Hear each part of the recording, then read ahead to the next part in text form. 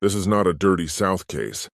Most of the stories I cover come out of the southern United States, but this one comes from Hampton, Virginia, and it's a case I've followed closely since the very beginning.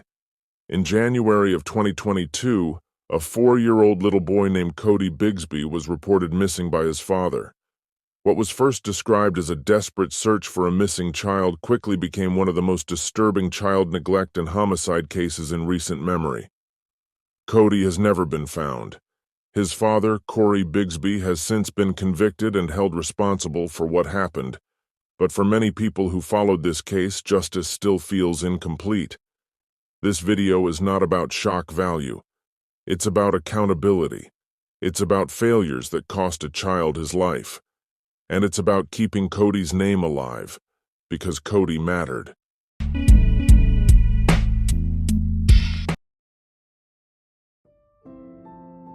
Cody Bigsby was 4 years old. He was described as energetic, curious, and loving, which meant he relied heavily on adults for care, structure, and safety. Cody lived with his father, Cody Bigsby, along with 2 siblings. The family had already been on the radar of Child Protective Services due to concerns about neglect, living conditions, and supervision. Despite these red flags, Cody remained in his father's care. That decision would have tragic consequences. On the morning of January 31st, 2022, Cody Bigsby called police to report that Cody was missing. He claimed that he last saw Cody around 2 a.m., sleeping in his bed. When he woke up later that morning, Cody was gone. Police immediately began searching the area around the apartment complex. Canines were deployed. Helicopters searched nearby woods and waterways. The community rallied, hoping Cody had wandered off and would be found alive. But investigators quickly noticed something troubling. There were no signs Cody had left the apartment on his own. No footprints, no scent trail, no evidence he ever walked out that door.